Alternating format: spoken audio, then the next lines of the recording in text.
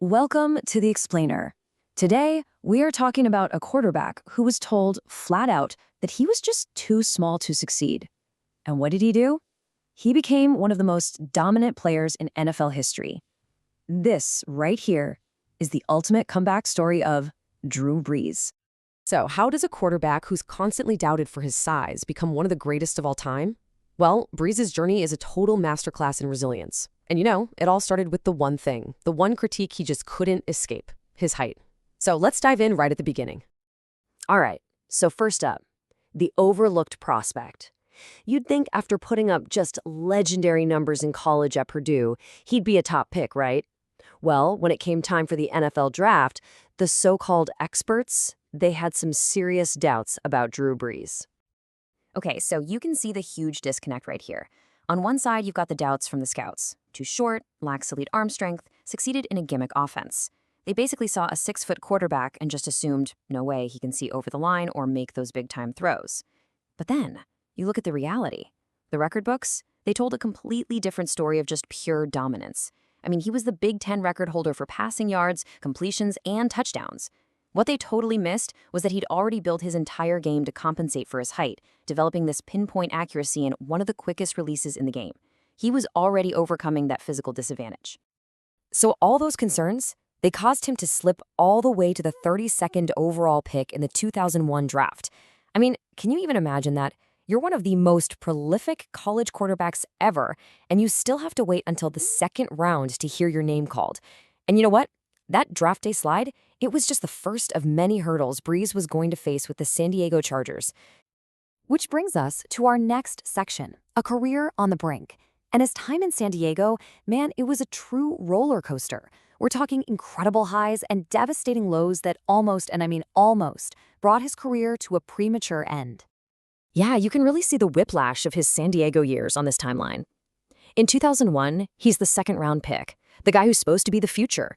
Fast forward to 2004, and boom, he's the NFL Comeback Player of the Year, leading the Chargers to a 12-4 record. But then, in 2005, a potentially career-ending injury. He just shreds his throwing shoulder, a torn labrum, rotator cuff damage, the works. And by 2006, he's a free agent. And the Chargers, they basically show him the door with a low incentive-based contract. They just had no faith he could recover. And this quote, watching him take the reins, whoa, a little scary. Man, that just perfectly captures the fear that was surrounding his return. The shoulder injury was so severe that doctors gave him a tiny chance of a full recovery. And then, when the Miami Dolphins, who were really interested, failed him on a physical, it looked like his career might actually be over, like for real. But one team, a team with its own story of devastation, they decided to take a chance. And that brings us to his rebirth in New Orleans. This was really a story about a city and a player, both desperate for a comeback. In 2006, Brees signs with the New Orleans Saints. And you have to remember, this was a franchise and a city just reeling from the absolute devastation of Hurricane Katrina the year before. It was just a perfect storm of mutual need.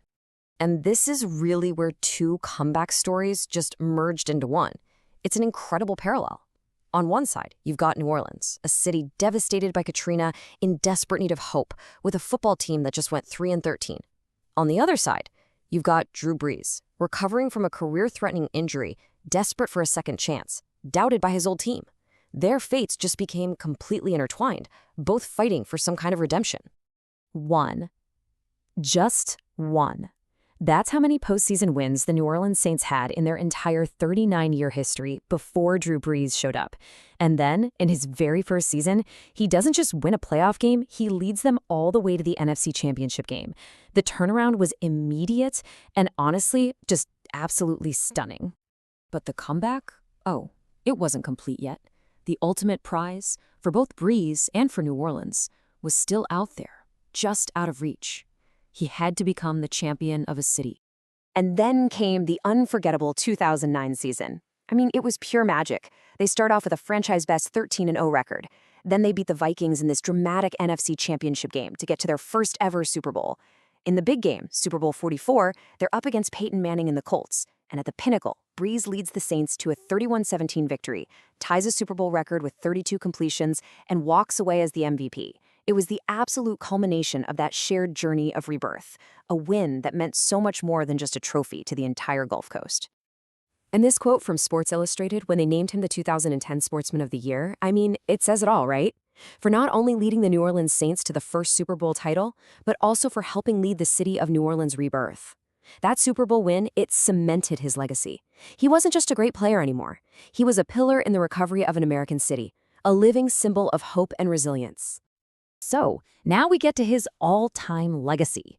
Because that Super Bowl, that wasn't the end of the story. Not even close. It was the launch pad for an all-out assault on the NFL record books. 54. He set a new record for most consecutive games with a touchdown pass. He didn't just break the record, he shattered a 52-year-old mark that was held by the legend Johnny Unitas. Just think about that for a second. For 54 straight games, week in, week out, he delivered. That kind of consistency is just staggering. How about this one? 5? That's the number of 5,000-yard passing seasons Drew Brees had. Now, to put that into perspective for you, every other quarterback in the entire history of the NFL, combined, has only managed that feat a handful of times. Drew Brees did it 5 times all by himself. That's just nuts. And honestly, this table here, it's just scratching the surface of his statistical dominance. You've got the most accurate single season for a QB in history with a 74.4% completion percentage. Timed the record for 7 touchdowns in a single game. And of course, retiring is second all-time in both career passing yards and touchdowns. He became one of the most accurate and productive passers ever, and he just systematically dismantled every single doubt that had followed him since his draft day. But you know, his legacy goes so far beyond the football field. We have to talk about the Brees Dream Foundation. He and his wife Brittany started it way back in 2003, and it's contributed over $35 million to things like cancer research and post-Katrina rebuilding projects. He's made a really profound and lasting impact on the community that he embraced as his own.